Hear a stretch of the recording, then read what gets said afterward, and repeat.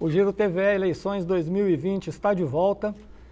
Relembrando um pouquinho, nós estamos com uma série especial, entrevistando ao vivo, com transmissão simultânea pela Rádio Espírito Santo AM, os candidatos à Prefeitura das cidades da Grande Vitória. E nessa primeira rodada de entrevistas, nós recebemos os candidatos à Prefeitura de Vitória, aqui da capital. Lembrando para você que está em casa, que a ordem das entrevistas foi definida por sorteio com a presença dos assessores de todos os candidatos. E nós, por uma questão de grade de programação, temos 23 minutos para cada candidato, que a gente começa a contar o tempo a partir da minha primeira pergunta.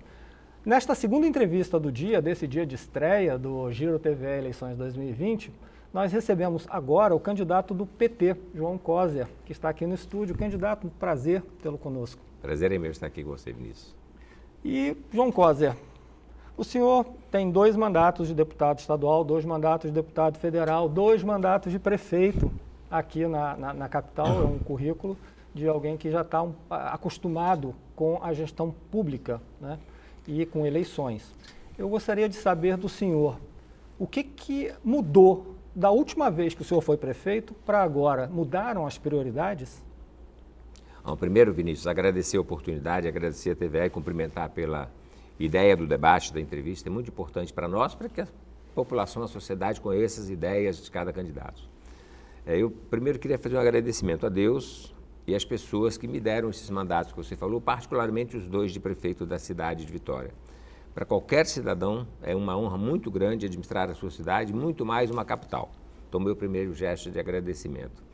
A cidade, ela muda todos os dias. Então, eu vivi uma experiência, fui eleito em 2004 e depois em 2008, e naquele momento nós tínhamos uma realidade econômica diferente, uma realidade social diferente, uma realidade política diferente, e foi muito importante, no meu caso e para a minha vida, porque eu tive a oportunidade de apresentar um bom e vasto programa de governo com muitas intervenções para a cidade de Vitória. Encontrei no governo federal, através do Programa de Aceleração do Crescimento PAC, uma quantidade de recursos. Encontrei no governo do estado, tanto no governo do ex-governador Paulo Artung quanto Casagrande, apoios. Então, acabei fazendo uma gestão com muitas obras estruturantes, muitas obras de porte. Eu posso falar algumas, mas não todas, porque não gastaria um tempo do programa. Então, eu acho que aí para chegar onde que eu acho que mudou. Naquele momento, a gente tinha recurso para isso, tinha vocação econômica no Brasil e na cidade de Vitória. Então, obras como a Fernando Ferrari, a Ponte da Passagem, foi no meu período, a Praia de Camburi, a Ponte, obras como todo o sistema de drenagem da cidade de Vitória, acabamos praticamente com os alagamentos, as obras de saneamento básico, criamos condições para que a cidade tivesse condições de colher e tratar todo o esgoto, foi um luxo. Vitória foi a primeira capital a ter estas condições. A Praça do Papa, que não era urbanizado, o Tancredão, que não existia. Então, nós fizemos obras estruturantes muito significativas que vão ser para a vida toda, para toda a vida. Então, isso foi bom para a cidade de Vitória. E, naturalmente, as obras mais importantes não eram aquelas, eram as obras de caráter social. O que é de caráter social? Primeiro, as unidades educacionais, EMEFs e CEMEIs. Então, nós construímos, adquirimos 15 unidades, colocamos muitos alunos para dentro e colocamos muitos alunos em tempo integral. Na questão da saúde, a mesma coisa, um centro de especialidade médica, 8 unidades de saúde, dando à população um atendimento muito eficiente e muito bom naquele momento. Então, assim, o que mudou, naturalmente, são as demandas da cidade, elas não são muito diferentes. Não tem as demandas das obras estruturantes na mesma proporção, mas tem demanda das obras sociais. Nós ainda temos uma cidade muito dividida. Então, eu tenho como prioridade no meu programa de governo os investimentos mais na periferia. Nós temos uma cidade, assim, área nobre muito bem cuidada, mas ao lado dela nós temos uma área ainda muito pobre. Então, os maiores investimentos em todas as áreas serão muito mais vocacionados e voltados para a região mais periférica, e a área nobre tem que ter os cuidados, naturalmente, de manutenção, limpeza, pintura de faixa, jardins, segurança, mas eu acho que é isso. No meu caso particular, eu mudo um pouco mais o radar para as áreas mais necessitadas. Eu tenho o sentimento que a cidade precisa disso nesse momento para você reduzir a desigualdade entre a Vitória. Nós temos uma Vitória só, mas nós temos uma desigualdade muito grande ainda na nossa cidade. O senhor falou dessa divisão das áreas mais pobres, das áreas mais ricas, que ainda se mantém, não só em Vitória, mas em praticamente todas as capitais aqui do país. E são justamente os moradores das áreas mais pobres os que mais sofreram com a pandemia da Covid-19. A Covid trouxe para o debate temas que são fundamentais. Por exemplo, a questão da saúde pública, que eu queria introduzir agora na nossa conversa. O que é que o senhor pensa em relação ao SUS e o papel do SUS justamente nessas políticas públicas? Então, eu vou falar de 3 questões que eu acho importantes, que são meio que consequência do momento atual e da questão da pandemia. Primeiro é a saúde. Eu acho que o Sistema Único de Saúde se consolida, porque ele é universal, o nosso sistema é um dos mais importantes do mundo. Qualquer cidadão é atendido pelo SUS, não precisa de ser brasileiro, se vier alguém de fora, tiver qualquer problema de saúde, necessitar de uma cirurgia, é feito aqui no Brasil por responsabilidade do Estado brasileiro e do cidadão que paga os seus impostos. Então é fundamental que a gente fortaleça o SUS, então assim, conceitualmente e do ponto de vista prático, que a gente avance no sentido de uma saúde mais qualificada. Eu posso falar um pouquinho depois do que nós pretendemos fazer na saúde. Mas basicamente eu vou aproveitar e falar assim, primeiro, eu fiz um centro de especialidade médicas. Primeiro, a especialidade era competência só do Estado. Depois que eu fui prefeito, nós adquirimos um hotel aqui na Ilha do Príncipe, fizemos um centro com todas as especialidades.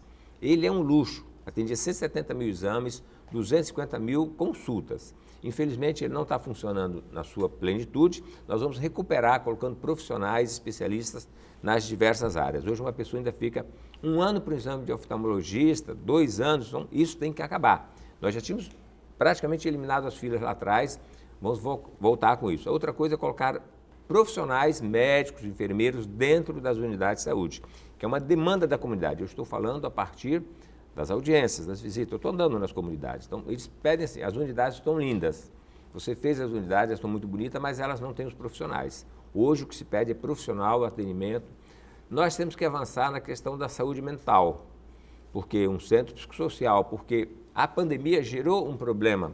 As pessoas vão ter mais crise psicológica, então nós precisamos de aprofundar e botar mais força, gente e recursos nessa área. Porque a outra questão é econômica. A pandemia, hoje nós temos um levantamento de pesquisa, mais de 30% da nossa micro e pequena empresa estão fechadas. Os economistas dizem que 15% não voltam a funcionar.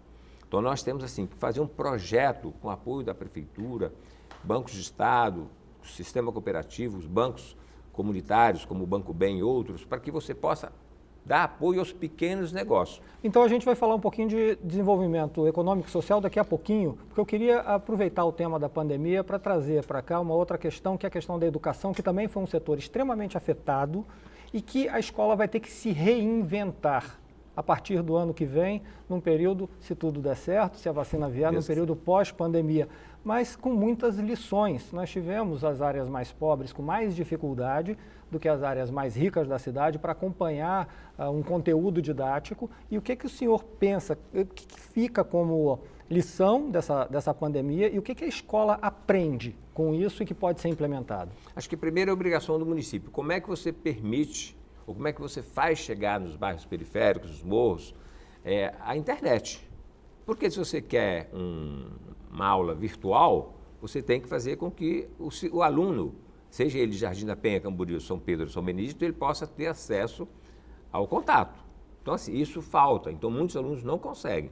Então, a primeira questão é usar, inclusive, eu acho que a questão da pandemia antecipou isso. Nós tivemos evolução no setor de comunicação, que evoluiu rapidamente, coisa que aconteceu daqui a alguns anos, aconteceu por necessidade, dentro das escolas, dentro das empresas. Muitas empresas não precisam também dos profissionais sentados num banco trabalhando, às vezes eles produzem mais de casa. E também a escola aposta a isso. Então, assim, mas o que eu acho? Além de tudo que nós temos que aprender, nós identificamos que tem uma fragilidade maior na periferia.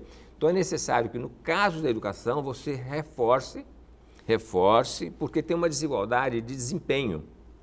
O desenvolvimento de uma escola em um determinado bairro, mesmo a rede pública, mesmo professores, mesma formação, não é o mesmo. Então, o meu foco agora é melhorar a qualidade do ensino com foco na periferia. Você precisa de investir mais, colocar reforço aluno, colocar estagiário, fazer com que o aluno da periferia possa ter um desempenho próximo ou igual da área mais nobre de Vitória. Então, tenho a impressão que esse é o grande desafio. E você tem que fazer uma outra coisa também, Vinícius. Você tem que, naturalmente, valorizar e motivar os professores. Os professores estão desmotivados, estão desrespeitados, estão desvalorizados. Então, eu tive a oportunidade, no meu período, de democratizar a gestão da escola, respeitar a opinião, porque quem dá aula, quem toca a unidade, tem capacidade de ajudar a formular. Você não pode, assim, é pacote da gestão para a escola. A escola quer discutir a sua própria vida. Então, é fundamental a democratização da escola, respeito ao diretor, respeito aos professores, valorização profissional, inclusive reposição salarial. É muito difícil você ter 8 anos trabalhando sem uma reposição salarial, você está perdendo a cada ano. Então, eu acho que essas são as obrigações principais. Se você quer uma educação qualificada, você tem que motivar. Inclusive, queria aqui aproveitar para dar os parabéns aos professores. Ele transforma a vida das pessoas e amanhã é dia do professor. Ele merece o nosso respeito, merece a nossa admiração, o nosso carinho, porque ele que faz a formação dos nossos filhos. E muitas vezes esse professor não é valorizado. Sem ele, você não melhora a escola, você não muda a escola. Então, tem a tecnologia, tem os desafios assim do cotidiano, tem uma boa sede física que o prefeito faz, mas se não tiver gente motivada, não dá jeito. Educar a criança, até porque as nossas crianças de hoje são crianças com formação muito diferente da de 20, 30 anos atrás. Então é necessário esse encanto. O professor tem que estar encantado, tem que estar motivado, e ele é um herói, porque ele consegue, diante de todas as dificuldades, manter uma classe, dar aula, fazer prova, enfim, acho que o professor é um grande herói. O senhor tocou num assunto que a pandemia provocou, que foi também uma reinvenção das pessoas e do trabalho das pessoas. Muitos descobriram que é possível trabalhar de casa e o serviço público também descobriu que é possível manter trabalho em home office, o que desafoga, por exemplo, o transporte público. O que o senhor pensa em relação ao transporte de massa e aos transportes alternativos como complemento a esse transporte de massa? O que Vitória pode fazer, já que ela está ligada a várias grandes cidades também que tem uma demanda muito grande por transporte? A percepção é um pouco menor agora no período da pandemia, porque os carros diminuíram um pouco. Mas eu quero colocar 2 problemas que são típicos de Vitória, para além do sistema de transporte de massa. O primeiro é o seguinte: o nosso sistema municipal não se mantém de pé.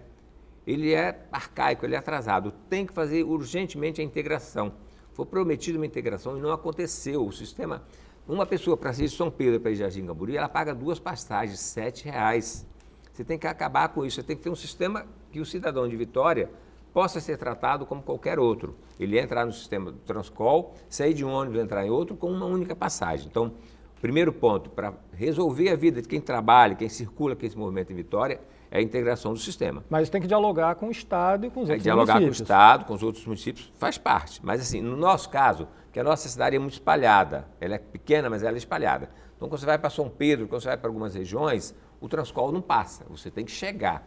Então, essa chegada, e a segunda eu vou falar agora, é os morros. Você precisa ter acesso aos morros de melhor qualidade. Tem que ter os ônibus circulando, inclusive, onde for possível, ampliando vias. Aqui, por exemplo, no Forte, em cima, tem que fazer uma via para chegar em uma região que ainda não chega a ônibus. Eu diria que esses são os grandes desafios. Pensando em quem precisa do ônibus, aquelas pessoas que saem para trabalhar, que saem para... Aí não vou citar os exemplos, porque pode não ser agradável. Mas assim, quem pega pesado, quem sai 4, 5 horas da manhã, 6 horas da manhã, aquele ônibus cheio de gente, só não defende um transporte maior quem anda de carro com ar refrigerado. Mas quem viveu, quem vê o que é um ônibus lotado, as pessoas... Ali é desafiador. Não tenho dúvida que esses 2 temas... E aí tem outra que é a mobilidade dentro da periferia mesmo. Aí é outro tipo de mobilidade. Ver calçadas, ver vias internas nos bairros, é um outro tipo de mobilidade também necessária. João Coser, qual o papel da Guarda Municipal numa política de segurança pública para Vitória? Olha, a Guarda tem um papel muito importante. Ela não é uma polícia no sentido tradicional, mas ela integra o sistema de segurança do município e do estado. Ela é eficiente, os guardas nossos são bem preparados, têm uma boa formação profissional e têm uma boa formação intelectual também. Nós temos uma excelente guarda. A segunda questão, ela precisa de integrar com ações da comunidade, aí do comércio, do setor de serviços. Nós temos uma cidade de serviço. Então, no meu programa, nós estamos discutindo uma ideia de que é fazer uma integração do sistema de câmeras de monitoramento da cidade com um sistema privado, para você começar a ter mais informações e vocês Porque nós não temos condições de colocar policial na rua em todas as ruas, mas você tem condições de monitorar as ruas e os lugares mais importantes. Então a ideia é fazer uma integração. E outra coisa que é importante, Vinícius, são políticas sociais. Segurança você faz com política social, com qualificação de mão de obra, com geração de emprego, com um programa como nós fizemos Vitória da Paz, formamos 300 mulheres para discutir na comunidade, com botar os meninos fazer educação de jovens e adultos, fazer com que a criança fique na escola. Por exemplo, o tempo integral é muito importante.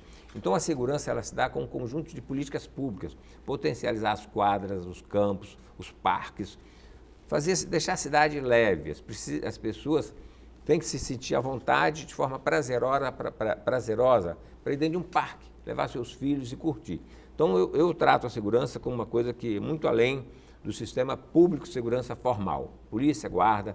Eu acho que assim, a convivência com a comunidade, aí vai movimento popular, igreja, empresa, você tem que integrar mais. Talvez aquela polícia comunitária, uma coisa muito mais moderna, muito mais cidadã, mas a nossa guarda é boa e ela naturalmente tem condições de dar conta dessa tarefa, sempre integrada com a polícia militar, que tem o papel de fazer o policiamento ostensivo, que é necessário sempre em qualquer cidade. Do ponto de vista do desenvolvimento econômico, e ele está atrelado ao desenvolvimento social, qual é a vocação de Vitória, afinal? O setor de serviço é o mais forte em Vitória. É verdade que as cidades do entorno agora estão crescendo, mas assim, Vitória continua sendo centro de saúde, então os maiores hospitais, a rede privada também aqui pública, o centro de conhecimento com a Universidade Federal do Espírito Santo e com as faculdades também aqui dentro de Vitória. Nós temos ainda uma atividade portuária que não tem a mesma força do passado, mas ainda é significativa. Então eu tenho a impressão que você tem que potencializar o setor de serviço. E aí, naturalmente, a área tecnológica, avançar um pouco na área tecnológica, nós temos o parque tecnológico, tem que fazer um investimento para que as empresas se instalem ali no parque. Eu, quando saí, deixei 6 milhões e pouco no caixa e o parque não foi para frente, foi construída uma primeira unidade, então tem que colocar empresas, porque demanda pouco espaço, um investimento significativo e tem um retorno bastante legal. Então, essa. Outra questão eu falei rapidamente, é aportar recursos. Não tem como você fazer desenvolvimento econômico neste momento se você não tiver, por parte dos órgãos, dos entes federados, União, Estados e municípios, recurso para micro e pequena empresa. O país se desenvolveu mais, foi lá atrás, naquele período, quando o Lula foi presidente, que ele colocou recurso barato. Quando você coloca recurso sem juro, com juro perto de zero, o setor econômico busca o recurso, melhora as empresas, melhora o emprego e distribui renda. Então, nós precisamos voltar a apostar nas pessoas, vou chamar aqui de mais pobres, que têm menos. Os que têm menos são aqueles que podem recuperar a nossa economia. Não dá para você esperar, no caso de Vitória, uma grande empresa se instalar aqui. Não é o perfil da cidade. O perfil da cidade é serviço. Então, nós temos que preparar pessoas, qualificar pessoas. Nem todo mundo pode ir para a UFS fazer engenharia, direito, economia ou medicina. As pessoas precisam de cursos profissionalizantes. Então, tem a impressão que se você formar a pessoa, se você preparar, fazendo curso, inclusive, de empreendedor, e você aportar recurso para desenvolver essas empresas, naturalmente a cidade de Vitória vai voltar a ter uma economia pujante, com grandes desafios que ela tem. Eu vou citar um aqui que, se não me perguntou, que é a recuperação do centro de Vitória. Para nós recuperarmos o centro de Vitória, nós temos que ter esta determinação, esta vocação, de fazer com que aquele centro, o imposto seja praticamente zero e ainda tem um recurso para o empresário voltar a movimentar a cidade. Já que o senhor falou no centro de Vitória, o centro de Vitória também pode ser usado para políticas habitacionais? Quando eu fui prefeito, nós fizemos um programa chamado Morar no Centro. O Hotel Estoril, nós recuperamos, tem 40 e poucas unidades, 44 unidades habitacionais. O Tabajara, o Pouso Real, eu comecei e foi concluído na administração atual. E nós temos uma série de prédios grandes, importantes, que precisam ser ocupados. Então, eu tenho certeza que no centro comporta uma grande política habitacional, inclusive uma política habitacional que pode ser uma parte dela dedicada ao servidor público municipal ou agente da área de segurança. Então, você pode sim fazer uma política, parte, não totalmente, mas parte dela direcionada para motivar e para fazer um encontro de pessoas de áreas diferentes. Isso já é mais moderno, a Europa é assim, o mundo inteiro é assim. Você não faz mais uma política voltada para um setor só. Você tem que colocar classes médias, classe mais baixa, classe mais alta, dentro do mesmo prédio, para que isso dê uma convivência mais harmônica. Então, isso está no meu horizonte e nós temos muitas coisas a fazer no centro de Vitória e, naturalmente, as unidades habitacionais eu diria assim, está pipocando. Muito fácil, muito fácil. Muito mais fácil agora porque nós já aprendemos a fazer no passado. Tem o Santa Cecília, que já está adquirido lá do nosso período, e tem outros aqui, ali próximo da Costa Pereira, tem muitos prédios grandes. Bom, me perdoe o trocadilho, já que a gente falou em pipocando, vamos trazer a cultura para essa conversa aqui, porque a gente está sentindo falta de pipoca. A cultura foi muito impactada pela pandemia e uma hora ela vai ter que ser retomada. O que você propõe para a retomada do movimento cultural aqui em Vitória? Vinícius, eu queria sim te falar uma coisa. Eu acho que a cultura já tinha sido impactada antes da pandemia. A pandemia vai ser uma desculpa para muita coisa.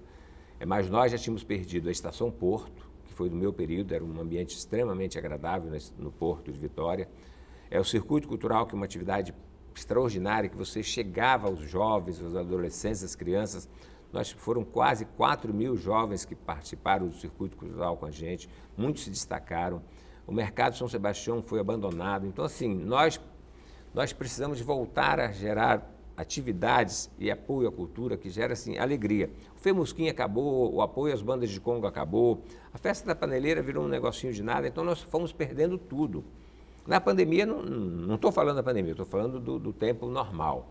Eu acho que assim, o meu papel, pela experiência que eu vivi, é recuperar isso. Eu acho que eu tenho uma grande obrigação em várias áreas. Primeiro, tentar voltar no estágio que eu deixei, para depois ver como evolui. Se eu conseguir trazer de volta tudo que a gente tinha, eu ia criar mais um grupo de Odomodê, por exemplo. Eu sei, assim, eu tenho conversado com o pessoal de Banda de Congo. Carnaval se mantém e o Viradão Cultural. São os dois eventos que se mantêm. Os outros todos desapareceram. A cidade está triste, a cidade não é aquela cidade mais moderna, atrativa. Então, assim, eu sofro muito com isso, porque eu amo essas atividades. Elas eram agradabilíssimas, todo mundo curtia a cidade, mas vai voltar, se Deus quiser, daqui a pouco. Candidato, nosso tempo já está indo para o final, mas eu queria levantar uma questão que é muito complexa e o senhor vai ter que ser muito rápido para tratar uma questão muito complexa. A sua equipe de governo vai ter mais negros? Vai ter mais mulheres? Como o senhor pretende tratar os grupos que são historicamente discriminados, por exemplo, os LGBT+.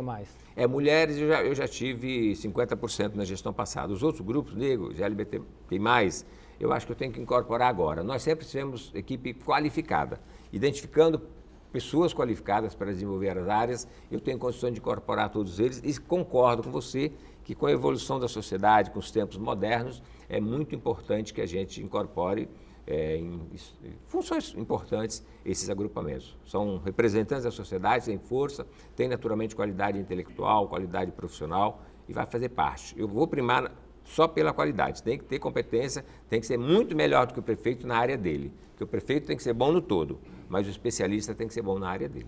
E esses grupos precisam ser ainda muito melhores justamente pela subrepresentação, eles precisam, além de tudo, ainda tem que se mostrar melhores do que os outros. Nós temos 1 minuto e 20 segundos, candidato. Primeiro agradeço a sua presença e eu abro aí a possibilidade do senhor falar para o seu eleitor por que ele deve votar no senhor e não deve votar em outro. Bom, primeiro eu gostaria assim, de falar para o cidadão mesmo, agradecer, pedir o apoio também, pedir o voto, né? Então, assim, respeito muito as opiniões das pessoas, mas eu estou preparado. A minha experiência do passado, a minha vocação pela política, o meu carinho, o meu amor pela cidade de Vitória, me dá o direito de me dirigir a você e pedir o seu apoio. Tenho certeza que chegando lá, vou recuperar uma série de coisas que foram desmontadas nesses últimos 8 anos e vou avançar significativamente. Eu tenho foco nas áreas mais sociais, portanto, a primeira tarefa é valorizar o servidor público, da educação, na assistência, na saúde, de forma geral, a guarda.